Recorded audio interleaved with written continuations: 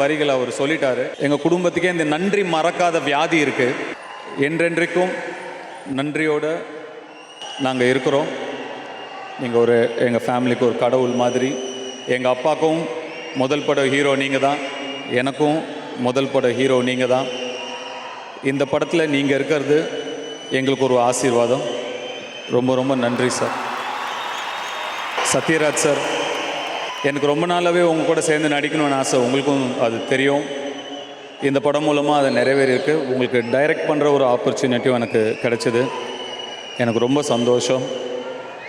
நீங்கள் ஒரு senior actor, உங்ககிட்ட வந்து ஒரு சில விஷயங்கள் எப்படி சொல்கிறதுன்னு எனக்கு ரொம்ப தயக்கமாக இருக்கும். நான் சின்னதாக சொல்லுவேன் ஏதாவது, சார் அது இப்படி அப்படின்னு. ஆனால் எனக்கு ரொம்ப எப்படி சொன்னால் எப்படி எடுத்துப்பாருன்னு ஒரு தயக்கம் இருக்கும். ஆனால் நீங்கள் ஒரு நியூ கமர் மாதிரி அதை அவ்வளோ அழகாக ரிசீவ் பண்ணி ரொம்ப பியூட்டிஃபுல்லாக எங்களுக்கு இந்த கேரக்டர் நீங்கள் நடித்து கொடுத்தீங்க. ரொம்ப ரொம்ப நன்றி சார். நீங்கள் அருண்ஜி சார், நீங்கள் என்ன சொன்னீங்க, ஒர்க் அவுட் பண்ணுறீங்க முடிச்சுட்டு, ஷூட் முடிச்சுட்டுன்னு. அவர் ஷூட்டிங் பண்ணிகிட்டு இருக்கும்போதே ஒர்க் அவுட் பண்ணிகிட்டே நடிக்கிறார் sir. Great experience working with you sir. Thank you so much. Parthiban sir, என்ன சார், உங்களையும் நான் ரொம்ப கொஞ்சம் மைக்ரோ மேனேஜ் பண்ணிட்டேன்னு நினைக்கிறேன். நான் தலையிலலாம் கையை வைக்கலை, அது அந்த மாதிரி எடுத்துக்க வேண்டாம். எல்லாத்தையுமே வித்தியாசமாக பண்ணணும்னு நினைக்கிற பார்த்திபன் சார், எல்லாத்தையுமே அன்யூஷுவலாக பண்ணணும்னு நினைக்கிற பார்த்திபன் சார். அப்போ அவரை யூஸ்வலாக காட்டலாம், அதுதான் அன்யூஷுவலாக இருக்கும்னு எனக்கு தோணுச்சு.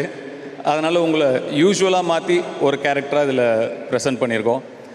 நீங்கள் நினைக்கிற அளவுக்கு இது சின்ன கேரக்டர் இல்லை. நீங்கள் படம் பார்க்கும்போது உங்களுக்கு புரியும் நான் நினைக்கிறேன். அருண் விஜய் சார், ரொம்ப சீக்கிரமாக நீங்கள் சொன்ன மாதிரி டக்குன்னு இந்த படம் பண்ணுறதுக்கு அக்செப்ட் பண்ணிட்டீங்க. we had such great time working with each other. ஒரு நல்ல நண்பர் எனக்கு கிடச்சிருக்காரு. நிறையா ஹார்ட் ஒர்க் பண்ணியிருக்கீங்க இந்த படத்துக்காக. உங்களை தூசிலையும் மண்ணுலேயும் புழுதிலையும் போட்டு அடித்து புரட்டி எடுத்திருக்கோம். பட் கொஞ்சம் கூட மனசு நோகாமல் நீங்கள் நடித்து கொடுத்தீங்க. ரொம்ப நன்றி. ஒரு ஃபைட் சீக்வன்ஸில் நானும் அவரும் ஃபைட் பண்ணுற மாதிரி ஒரு சீக்வன்ஸ் இருக்குது. அதில் நாங்கள் 2 பேருமே ஏரில் இருக்கிற மாதிரி ஒரு இடத்துல நான் அவரை பஞ்ச் பண்ணணும். அப்போது என் கை தெரியாமல் அவரோட வாயில் பட்டுருச்சு, ரத்தமே வந்துடுச்சு. வேறு யாராக இருந்தாலுமே ஒரு 2 hours ஷூட்டிங் நின்று இருக்கோம். அவர் டக்குன்னு ஒரு ஐஸ் க்யூப் வாங்கி வச்சுட்டு போட அப்படின்ட்டாரு. டக்குன்னு உடனே ஷூட்டிங் வந்துட்டார். உடனே அடுத்த ஷாட்டுக்கே வந்துட்டார். Very dedicated, very sincere, very hard working. And thank you so much for trusting me, for having faith in me. It's an absolute privilege to have worked with you and directed you. Shalini, thank you so much for coming down here. Such a sweet person, at the same time such a brat. You were so entertaining on set. It was lovely working with you. Like Satyaraj said, even I was very surprised. I had planned that scene for 2 days. You finished it in 1 take. It's really nice working with you. Thank you so much. And I'm sure you'll like what you see when you watch the final product. Thank you so much. Of course Nithya Menon, அவங்க எல்லா இன்டர்வியூலையும் சொல்கிறாங்க, எனக்கு சினிமாலாம் அவ்வளோ இது இல்லை, எனக்கு பெருசாக நடிப்புலலாம் interest இல்லை. ஆனால் நடிப்புக்கும் சினிமாக்கும் அவங்க மேலே நிறைய இன்ட்ரெஸ்ட் இருக்குது. அவங்க தொடர்ந்து இன்னும் நிறைய படங்கள் பண்ணணும், இன்னும் நிறைய பெரிய பெரிய ஒர்க் பண்ணணும், இன்னும் நிறைய விருதுகள் வாங்கணும்னு அவங்களுக்கு என்னுடைய வாழ்த்துக்களை தெரிவிச்சுக்கிறேன். God plus. சமுத்திரக்கனி அண்ணன், என்னோடய அண்ணன், அவர் நடிச்சிருக்காரு, அவருக்கு நன்றி தேவையில்லை. இளவரசர் சார், இவங்கெல்லாம் என்னுடைய குடும்பம் மாதிரி. இவங்க எல்லாருக்கும் நான் நன்றி சொல்லணும்னு நினைக்கல. இவங்கெல்லாம் என் கூடவே வரவங்க, என்னுடைய நலம் விரும்பிகள். வடிவிகாசு மேடம், தமிழ், பிரிகிடா, இவங்க எல்லாருக்குமே என்னுடைய நன்றி. ஒரு இயக்குனராக என்னை நம்பி இந்த படத்தில் நீங்கள் எல்லோரும் நடித்ததுக்கு ரொம்ப ரொம்ப நன்றி. என்னுடைய தயாரிப்பாளர் ஆகாஷ், தேங்க்யூ ஸோ மச். நீங்கள் இந்த படத்தோட கதை கூட கேட்கல, நீங்கள் இம்மீடியட்டாக இந்த படம் ப்ரொடியூஸ் பண்ணுறேன் நீங்கள் அக்செப்ட் பண்ணிட்டீங்க. மேன் ஆஃப் ஃபியூ வேர்ட்ஸ், நிறையா பேச மாட்டீங்க. உங்களை நானே 1 வாட்டி 2 வாட்டி தான் பார்த்துருக்கேன். So much support you gave us. நீங்களும் ஒரு டைரக்டர், இப்போ இதய முரளின்னு ஒரு படம் எடுத்துகிட்டு இருக்கீங்க. உங்கள் படத்துக்கு என்னுடைய வாழ்த்துக்கள். அந்த படம் பெரிய வெற்றி அடைய நான் வாழ்த்துறேன். நீங்களே ஒரு டைரக்டருங்கிறனால இன்னொரு டைரக்டரோட விஷன் உங்களால் புரிஞ்சுக்க முடியுது. அதுக்கான சப்போர்ட்டை முழுசாக பண்ணீங்க. ரொம்ப ரொம்ப நன்றி. உங்களை பற்றி டிடி கதையாக விட்டாங்க. நீங்கள் 6 வயசுலேயே கிட்டார் வாசிச்சிங்க. நமக்கு தெரியும் நீங்கள் யாருன்னு.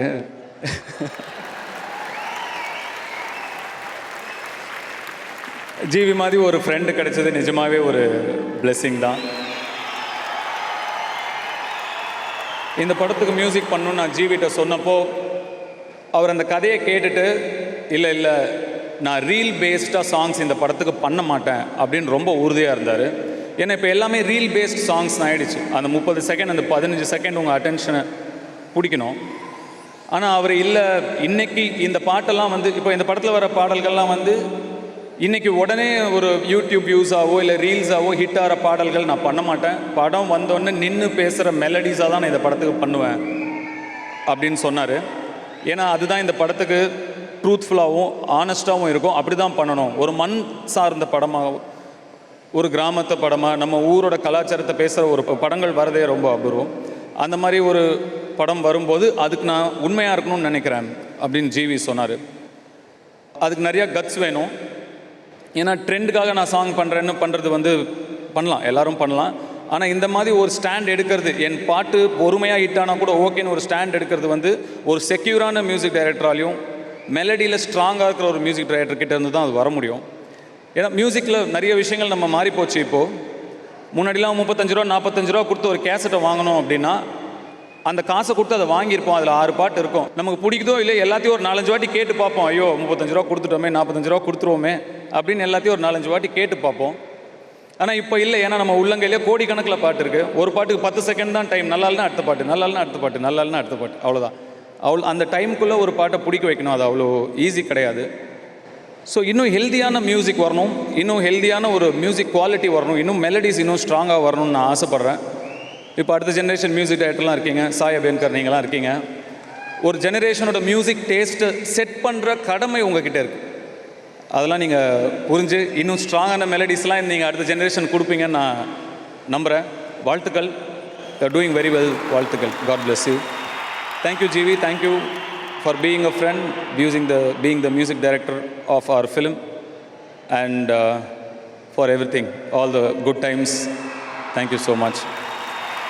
என்னோட cameraman Kiran, thank you so much. நீங்கள் இந்த படத்துக்கு ஒரு பெரிய சப்போர்ட், நிறைய ஹார்ட் ஒர்க் பண்ணியிருக்கீங்க. நிறைய நேரத்தில் நம்ம ஃபஸ்ட்டு படம் சேர்ந்து வேலை செய்கிறோம், அதனால் நிறைய நேரத்தில் ஒருத்தர் புரிஞ்சுக்க முடியாமல் இருந்தது. பட் அதை நம்ம ஓரளவுக்கு மேட்ச் பண்ணிட்டோம். இப்போ இது வரைக்கும் படம் பார்த்தவங்க எல்லாமே யார் கேமராமேன்னு கேட்குறாங்க. I'm very happy for you. God bless you. Prasanna, GK Prasanna என்னோடய எடிட்டர். தொடர்ந்து என்னுடைய எல்லா படங்களும் அவர் தான் எடிட் பண்ணுறாரு. இந்த படத்தோட ஃபஸ்ட்டு ஓம்னு பேப்பரில் மேலே எழுதுனதுலேருந்து லாஸ்ட்டு ரிலீஸ் வரைக்கும் என் கூட கண்டினியூஸாக மொத்தமாக ட்ராவல் ஆகுது ஜிகே. அவர் வெறும் எடிட்டர் மட்டும் கிடையாது, எனக்கு ஒரு அசிஸ்டன்ட் டைரக்டர், எல்லாமேவும் ஒரு ஃப்ரெண்ட். நான் எந்த ஐடியாஸ் வந்தாலும் அது பவுன்ஸ் பேக்கும் பண்ணுவேன். அவர் எனக்கு ஒரு பெரிய support. Thank you so much Prasanna. Jackie sir, உங்களுடைய திறமை தான் உங்களுடைய எதிரி. ஒரு செட்டு, அது செட்டுனே தெரிய மாட்டேங்குது. ஆனால் அப்படி தான் செட்டு போடணும். அது செட்டுனே தெரியக்கூடாது. செட்டுனே தெரியாததுனால உங்களுக்கு பல விருதுகள் மிஸ் ஆகி போயிட்டே இருக்குது. ஸோ அடுத்த வாட்டி என்ன பண்ணோன்னா, இது செட்டுன்னு முதலேருந்தே நம்ம கூவி பப்ளிசிட்டி பண்ணி, இது ஒரு ராயன் வந்து மொத்தமாக நடக்கிற அந்த ஊரே அவர் போட்ட செட்டு தான். ஆனால் அது செட்டுனே யாருக்கும் தெரியல. அதோட உழைப்புலாம் சாதாரண உழைப்பு கிடையாது, ஒரு அசுர உழைப்பு அது. அந்த உழைப்புக்கு என்னுடைய நன்றி சார். தொடர்ந்து நீங்களும் என்னை நம்புறீங்க, அந்த நம்பிக்கைக்கு ரொம்ப நன்றி. கோரியோகிராஃபர் சதீஷ், அவருக்கு என்னுடைய நன்றி. சிஜி பிரவீன், உங்களுக்கும் என்னுடைய நன்றி. ட்ரெயின் மாஸ்டர், அவர் இன்னொரு யானை போலும் எனக்கு எப்பயுமே. அவர் ஸ்டண்ட் டைரக்டர், நான் அடிக்கடி சொல்லுவேன். Is not a stunt choreographer, is a stunt director. அவரும் இந்த படத்துக்கு மிகப்பெரிய பலம். அவருக்கும் என்னுடைய நன்றி. எல்லா டெக்னீஷியன்ஸ்க்கும் நன்றி. காவ்யா, காஸ்டியூம் ஸ்டைலிஸ்ட், உங்களுக்கு தனியாக ஒரு ஃபேன்ஸ் இருக்காங்க போலங்க.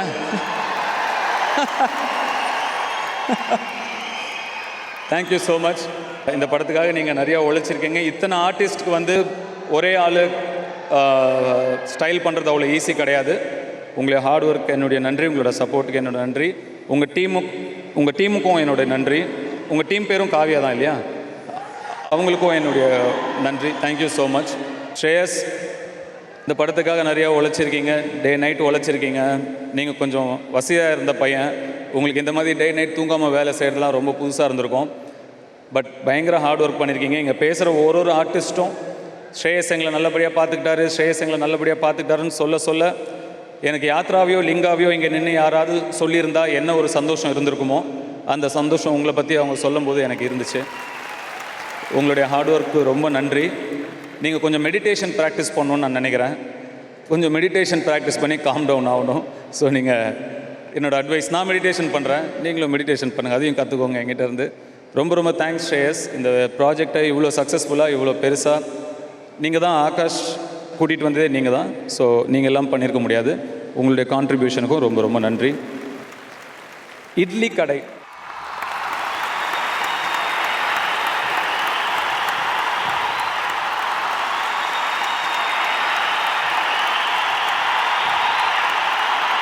இட்லி கடை, அது என்ன இட்லி கடை, அது என்ன டைட்டில்?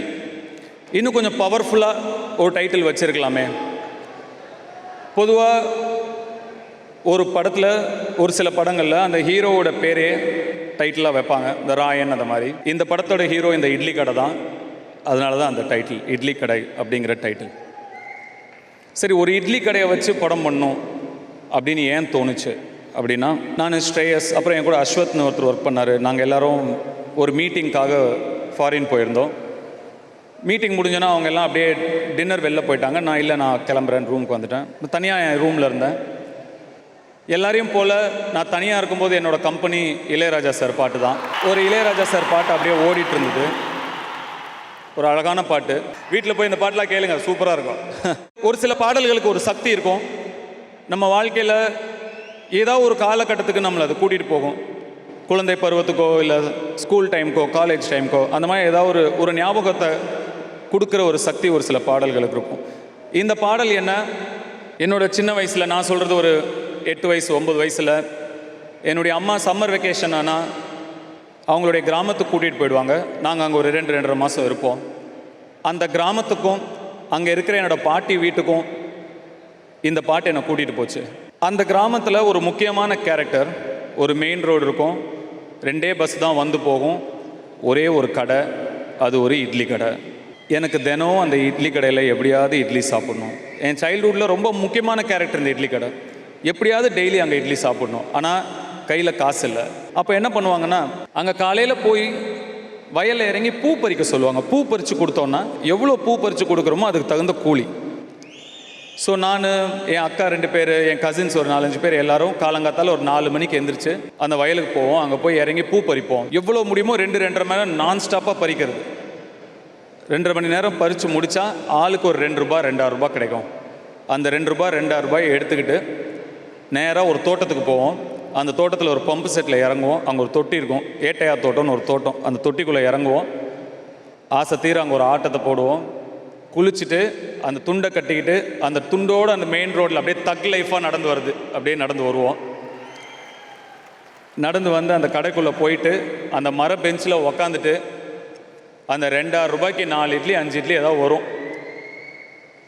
உழைச்சி சாப்பிட்ட அந்த 4 இட்லி 5 இட்லியில் கிடைச்ச டேஸ்ட்டும் நிம்மதியும் சந்தோஷமும், நான் இப்போ எவ்வளவோ நிறையா பெரிய பெரிய ரெஸ்டாரண்ட்டில், ஃபேன்சியான ரெஸ்டாரண்ட்லாம் சாப்பிட்டேன், கிடைக்கல. இந்த பாட்டு என்ன அந்த இட்லி கடை கூட்டிகிட்டு போகும். இப்போ நம்ம அந்த இட்லி கடைக்கு போனால் எப்படி இருக்கும்? அந்த இட்லி கடையை வச்சு ஏன் நம்ம ஒரு படம் எடுக்கக்கூடாது அப்படின்னு எனக்கு தோணுச்சு. அது அந்த கடை மட்டும் கிடையாது, அந்த கிராமத்தில் என் மனசை கவர்ந்த, என்னை பாதித்த ஒரு சில கதாபாத்திரங்கள், உண்மை கதாபாத்திரங்களும், சென்னை நாங்கள் வந்ததுக்கப்புறம் என் மனசில் ஒரு இம்பேக்ட் ஏற்படுத்தின ஒரு சில உண்மை கதாபாத்திரங்களையும் வச்சு கற்பனையான கதை இந்த இட்லி கடை. Stay connected to your roots அப்படின்னு சொல்லுவாங்க. அதாவது உன் பூர்வீகத்துடன் இணைந்திரு அப்படின்னு சொல்லுவாங்க. எது நம்ம அடையாளம்? நல்லா படிக்கணும், பெரிய டிகிரி வாங்கணும், நல்ல வேலைக்கு போகணும். இது நமக்கு சொசைட்டியில் ஒரு மரியாதையும் அந்தஸ்தையும் கொடுக்கும், நம்மளுடைய வாழ்வாதாரமாக மாறும். ஆனால் நம்முடைய அடையாளம் நம்ம பூர்வீகம்தான். நம்மளுடைய அப்பா, தாத்தா, பாட்டன், முப்பாட்டன், பூட்டன், இவங்க எல்லாரும் வாழ்ந்த வாழ்க்கை வெறும் கதையாக காற்றுல அப்படியே கரைஞ்சு போயிடக்கூடாது. அடுத்தடுத்து வர தலைமுறைக்கு அது நினைவுகளாக தொடரணும். இந்த முன்னோர்களோட மூச்சு காத்தும் நம்ம மண்ணோட சாமியும் சேர்ந்தது தான் குலதெய்வம். இங்கே இருக்கிறதுல எத்தனை பேர் உங்கள் குடும்பத்தோட, உங்கள் குழந்தைங்களோட, உங்களோட பெற்றோர்களோட குலதெய்வம் கோயிலுக்கு போய் வழிபாடு பண்ணுறீங்க அப்படின்னு எனக்கு தெரியாது. பண்ணுறவங்களுக்கு வாழ்த்துக்கள், பண்ணாதவங்க தயவு செஞ்சு பண்ணுங்கள், தயவு செஞ்சு பண்ணுங்கள். இது ரொம்ப முக்கியம். ஒரு சில விஷயங்களை மறந்து போயிடக்கூடாது, ஒரு சில விஷயங்களை அப்படியே கடந்து போயிடக்கூடாது. இங்கே இருக்கிற நம்ம எல்லாருக்கும் நம்மளுடைய அப்பா அம்மா பேர் தெரியும், தாத்தா பாட்டி பேர் தெரியும். அவங்களோட அப்பா அம்மா, அவங்களோட தாத்தா பாட்டி வாய்ப்பு ரொம்ப கம்மி. ஒரு சிலர் தெரிஞ்சிருக்கலாம், வாய்ப்பு ரொம்ப கம்மி. நம்ம பிள்ளைங்களை நம்ம குலதெய்வம் கோயிலுக்கு கூட்டிகிட்டு போய் அவங்களோட வாழ்க்கையையும் வந்த வழியையும் அவங்களுக்கு எடுத்து சொல்லி அந்த குலதெய்வத்தோட அருளோடு நம்ம பிள்ளையை வளர்க்கணும்.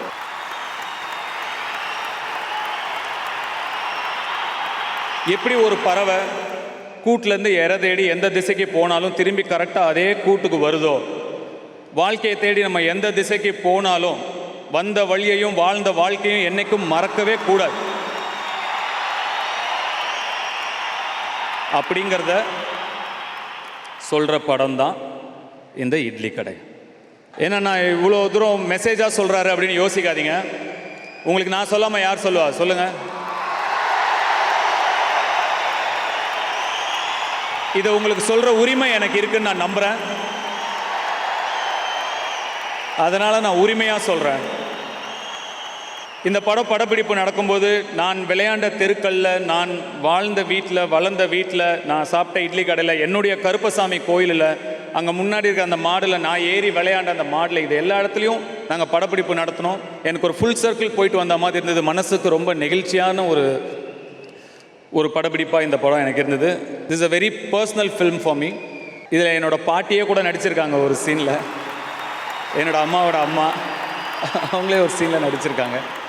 நிறைய ரசிகர்கள் நான் இப்போ சந்திக்கிறேன். நம்ம ஒருத்தர் புகைப்படம் எடுத்துக்கிறோம். தொடர்ந்து இன்னும் எல்லாரையும் நான் சந்திக்கிறேன். அப்படி நான் உங்களெல்லாம் சந்திக்கும்போது நிறைய பேர் என்கிட்ட வந்து, இப்போ நான் டாக்டராக இருக்கேன், நான் ஆர்கிடெக்டாக இருக்கேன், நான் ஐஏஎஸ் படிச்சுட்ருக்கேன், நான் ஒரு இன்ஜினியராக இருக்கேன், முக்கால்வாசி பேர் இந்த மாதிரி என்கிட்ட சொன்னீங்க. எனக்கு அவ்வளவு மனசுக்கு நெகிழ்வாக இருந்தது. ஒரு சினிமா ரசிகர்களாக இருங்க, என்னை உங்களை குடும்பத்தின ஒருத்தனா ஏற்றுக்கிட்டுங்க, என்னை படத்தில் பார்த்து ரசிக்கிறீங்க. ஆனால் ரசித்ததோடு நிறுத்திட்டு உங்கள் வாழ்க்கையை நீங்கள் நல்லபடியாக பார்த்து, உங்கள் குடும்பத்தை நீங்கள் நல்லபடியாக பார்த்து, இன்றைக்கி நல்ல நிலைமையில் டாக்டரா, இன்ஜினியரா, லாயரா நீங்களாம் இருக்கீங்கன்னு நினைக்கும் போது அதை விட பெரிய கர்வம் எனக்கு வேறு எதுவுமே கிடையாது. அதுதான் முக்கியம், அதுதான் ரொம்ப ரொம்ப முக்கியம். சினிமாவில் என்ன ரசித்தா போதும், அதுக்கு மேலே குடும்பங்களை பார்த்துக்கோங்க, உங்கள் வாழ்க்கையை நல்லபடியாக பார்த்துக்கோங்க. அது ரொம்ப ரொம்ப முக்கியம். I am very very happy. Idli கடை நிச்சயமாக உங்களுக்கு பிடிச்ச ஒரு படமாக இருக்கும்னு நான் நம்புகிறேன். உங்கள் குடும்பங்களோட நிச்சயமாக பார்க்க வேண்டிய படமாக இது இருக்கும் அப்படின்னு நான் நம்புகிறேன். அண்ட் ஒன்ஸ் அகெயின் என்னுடைய டீமுக்கும், டைரக்ஷன் டீமுக்கும், என்னுடைய கோ ஆக்டர்ஸ் டீமுக்கும் என்னுடைய நன்றி. உங்கள் சப்போர்ட் எதுவும் இல்லாமல் இதெல்லாம் பண்ணியிருக்கவே முடியாது என்னால். Thank you so much. Sir, first ஒரு பர்சனல் கொஸ்டின் சார். உங்கள் கழுத்தில் எத்தனையோ மாலைகள் விழுந்திருக்கு, எத்தனையோ பாராட்டுக்களை அந்த மாலை தாங்கியிருக்கு. ஆனால் எப்போவுமே நீங்கள் கழுத்தில் இந்த ஒரு கருங்காலி மாலை போட்டிருக்கீங்களே சார், அது நீங்கள் போட்டதுல வந்து நிறைய உங்கள் ஃபேன்ஸ் எடுத்து போட்டுக்கிறாங்க. ஸோ அது ஏன்னு நாங்கள் தெரிஞ்சுக்கலாமா? அதில் என்ன ஒரு சிறப்பு இருக்குன்னு தெரிஞ்சுக்கலாமா? இது என்ன மாலைன்னு எனக்கு சத்தியமாக தெரியாது, நிஜமாக தெரியாது. ஒரு வாட்டி எங்கள் பாட்டிக்கு கொஞ்சம் உடம்பு சரியில்லாமல் இருந்தது. அவங்கள பார்க்குறதுக்காக நான் ஊருக்கு போனேன். அவங்கக்கிட்ட பேசிகிட்டு இருந்தேன். அப்போ எங்கள் பாட்டி என்னோடய தாத்தா ஃபோட்டோவில் இந்த மாலை இருந்தது. என் பாட்டிக்கிட்ட கேட்டேன், நீ இதை வாங்கி போட்டிருக்கியா இல்லை இது தாத்தாவோட மாலையான்னு கேட்டேன். உங்கள் தாத்தா கிட்டத்தட்ட 30-40 வருஷம் ஜபம் பண்ண மாலைடா, அவர் இறந்த உடனே அவர் உடல்லேருந்து எடுத்து அவர் ஃபோட்டோவுக்கு போட்டிருக்கேன் அப்படின்னு சொன்னாங்க. இதை நான் எடுத்துக்கலாமா, நீ அதை எனக்கு தருவியான்னு நான் கேட்டேன். எங்கள் பாட்டி எந்திரிச்சு போய் அந்த ஃபோட்டோ கிட்ட பேசினாங்க. மாமா பார்த்தீங்களா அவன் கேட்குறான் அப்படின்னு. அவ்வளோ ஸ்வீட்டாக இருந்தது அது பார்க்கவே. உங்களுக்கு எத்தனை பேர பசங்க இருக்காங்க, ஆனால் இவன் தான் வந்து இந்த மாலை வேணும்னு கேட்குறான் அப்படின்னு சொல்லி அந்த மாலையை எடுத்து அவங்க மந்திரிச்சு எனக்கு விபூதி வச்சு கழுத்தில் போட்டு விட்டாங்க. அப்போயிலேருந்து என்னுடைய முன்னோர்களும் அவங்களுடைய ஆசீர்வாதமும் என் கூடயே இருக்கிற மாதிரியும் என்னை ப்ரொடெக்ட் பண்ணிகிட்டு இருக்கிற மாதிரியும் எனக்கு ஒரு ஃபீலிங். அதனால இதை நான் போட்டிருக்கேன். நிறைய பேர் ஒன்று சொல்கிறாங்க, இது போட்டால் அதாகும் இதாகும்னு. எங்கள் தாத்தா மாலை ஒன்றும் வருது. சத்தியமா இதுக்கு இப்படி ஒரு கதை இருக்கும் நாங்கள் எதிர்பார்க்கவே இல்லை sir. Thank you so much for sharing with us. நீங்கள் இந்த மாலையை போட்டதுக்கப்புறம் ஒரு 300 ரூபா ரேட் ஏற்றிட்டாங்க சார் ஆன்லைனில். அவ்வளோ ஃபேமஸாக போயிட்டுருக்கு சார். இப்போது நிறைய விஷயங்கள் படத்தில் நாங்கள் உங்களை பார்க்குறோம், ரசிக்கிறோம். இப்போ நிறைய பேர் சொல்கிறப்போ ஓஜி ஓஜி அப்படின்ற வார்த்தை யூஸ் பண்ணுறாங்க. எப்படி உங்கள் ஆக்டிங்க்கு நாங்கள் மிகப்பெரிய ஃபேனோ, உங்களோட ஃபங்க்குக்கும் சில டைம் நாங்கள் பயங்கரமாக ரசிப்போம். ஓஜி ஃபங்க் அங்க பாருங்க சார், உங்களோட ஃபங்க் ஸ்டைலுக்கு.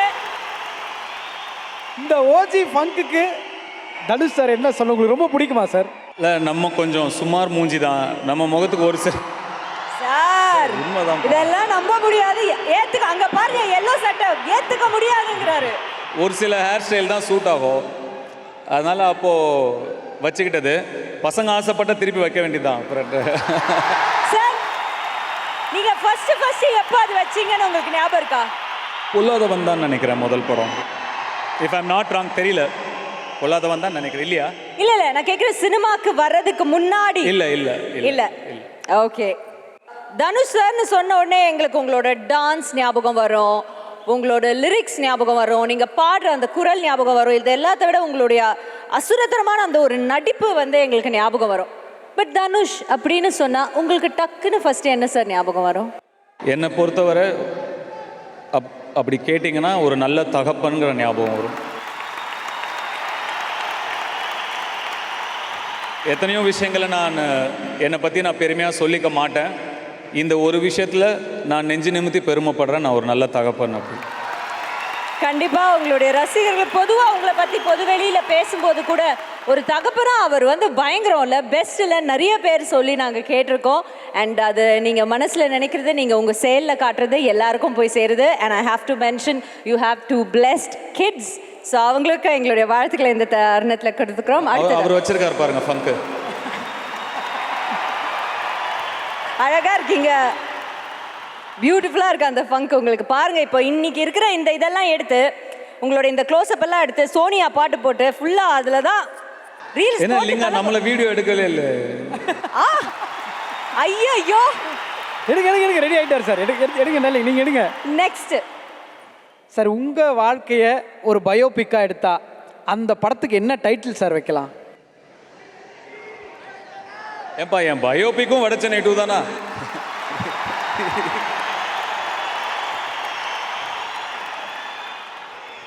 இன்னும் நிறைய சாதிக்க வேண்டியது இருக்குது, இன்னும் நிறைய ட்ரீம்ஸ் இருக்குது. எனக்கு நிறைய 42 வயசு, இன்னும் எனக்கு எதுவுமே நான் பெருசாக பண்ணிடாத மாதிரி உள்ள ஒரு ஃபயர் இருக்குது. ஸோ பயோபிக் பற்றி பேச வேண்டிய நேரம் இது இல்லை. ஏதாவது பெருசாக சாதிச்சா அப்போ பேசலாம். சரி சார், நீங்கள் எத்தனையோ எதிர்பாராத சாதனைகளை வந்து நீங்கள் வந்து செயல்படுத்தியிருக்கீங்க, அச்சீவ் பண்ணியிருக்கீங்க.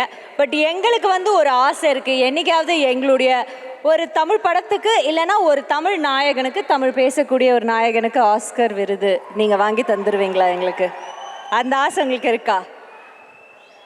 இப்படி தான் சார் நேஷ்னல் அவார்டுன்னு சொன்ன போது இதே மாதிரி தான் சொன்னீங்க, ஆனால் வாங்கிட்டீங்க. ஹாலிவுட் படம்னு சொல்லும்போது இதே தான் சொன்னீங்க. பாருங்கள், என்ன எழுதியிருக்கோ நடக்கும். இப்போதைக்கு எனக்கு ஒரே ஆசை தான், இட்லி கடை நல்லபடியாக அவங்கள போய் சேரணும், அவ்வளோதான். பட் அந்த ஆசையோடு சேர்ந்து நாங்கள்லாம் இந்த ஆஸ்கர் ஆசையும் கொஞ்சம் அப்படியே மேனிஃபெஸ்ட் பண்ணிக்கிறோம். தமிழரசு மாதிரி மேனிஃபெஸ்ட் பண்ணிக்கவா? ஓகே, அலோவ் பண்ணியிருக்காரு. ஏகப்பட்ட மேனிஃபெஸ்டேஷன் போது நெக்ஸ்ட்டு ஒரு இமேஜ் ஒன்று பார்க்க போகிறோம் சார். சார் சார் சார் இங்கே திரும்புங்க சார். இது பார்த்ததுல இருந்து ஃபுல்லாக ட்ரெண்டிங் போய் இது பண்ணும்போது என்ன சார் யோசிச்சுட்டு இருந்தீங்க? என்ன சார் யோசிச்சிங்க? ப்ளீஸ் சொல்லுங்க சார். என்ன இவ்வளோ வெக்கப்படுறீங்க சார்? இல்லை வெக்கப்படலை. ஒரு ஆக்சுவலாக நிறைய ஆக்டர்ஸ் கிட்ட இருக்கும், அருண் விஜய் கூட ஒத்துக்குவார் நான் சொல்கிறது. சம்டைம்ஸ் என்ன ஆகுன்னா, யாராவது நம்ம கூட பேசிகிட்டே இருப்பாங்க, இல்லை இன்ஸ்பைரிங்காக ஒரு மியூசிக் கேட்போம், இல்லை ஏதாவது ஒரு பாட்டு கேட்போம். அப்படி கேட்கும்போது ஆக்டர்ஸ்குள்ளே ஒரு விஷயம் இருக்கும், நம்ம அதை பெர்ஃபார்ம் பண்ணி பார்க்க ஆரம்பிப்போம் நமக்கே தெரியாமல். சத்யராஜ் சார், பார்த்திபன் சார், உங்கள் ஆராய்ச்சிக்கன் சார், உங்களுக்கு எல்லாருக்குமே தெரியும், நமக்கே தெரியாது. சடனாக நம்ம கான்ஷியஸாக அதை பண்ண மாட்டோம், நமக்கே தெரியாமல் ஆகிடும். அன்றைக்கி கொஞ்சம் குழந்தைகள் வந்து அந்த ராயன் சாங் ரொம்ப அழகாக பாடிட்டு இருந்தாங்க. நான் ஒரு செகண்ட் நம்ம எங்கே இருக்கோம், என்ன பண்ணுறோம் அதெல்லாம் மறந்துட்டு நான் கொஞ்சம் அந்த ராயன் கேரக்டர் பண்ண ஹோம்ஒர்க் அந்த மாதிரி கொஞ்சம் எனக்கே தெரியாமல் கொஞ்சம் அந்த காட் கேரிட் அவே. யூஸ்வலாக இது என் கூட ரொம்ப நெருக்கமாக இருக்கிறவங்களுக்கு தெரியும், என்னடா இவன் பைத்தியமாய் நம்ம ஒன்று பேசுகிறோம், ஏதோ தனியாக ஏதோ பண்ணிகிட்டு இருக்கான்னு அவங்க நினைப்பாங்க. வெளியே காட்டிக்க மாட்டோம், அவாய்ட் பண்ணிவிடுவோம். இது நம்மளை மீறி என்னோட கண்ட்ரோல் இல்லாமல் வந்தது. அது கொஞ்சம் எம்பாரசிங்காக தான் இருக்குது. இல்லை சார், அழகாக தான் இருந்தது. இப்போ ஒவ்வொரு வார்த்தைகள் சொல்கிறோம், உங்களுக்கு டக்குன்னு என்ன தோணுதோ அதை நீங்கள் சொல்லிடுங்க. கடவுள். இங்கே. காதல். காதல். எங்கே.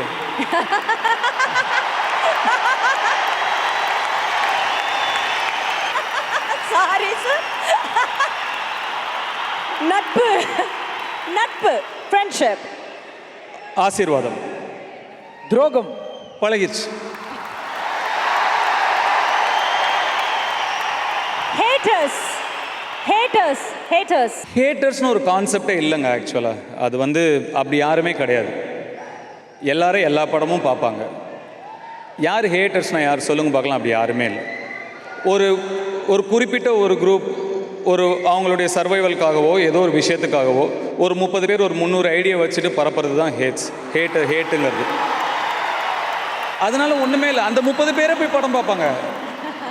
அவங்களே படம் நல்லா இருக்குன்னு அப்படி ஒரு கான்செப்டே கிடையாது. ஓகே. ஆனால் கிரவுண்ட் ரியாலிட்டியே வேற. நம்ம பசங்க களத்தில் இறங்கி களை கட்டுவாங்க. கிரவுண்ட் ரியாலிட்டியே வேற. நம்ம எப்பயும் சொல்கிறது தாம்மா, நமக்கு அன்பு தராங்களா, நமக்கு வெறுப்பு தராங்களா, அன்புவின் எழுச்சி தான் எல்லாமே.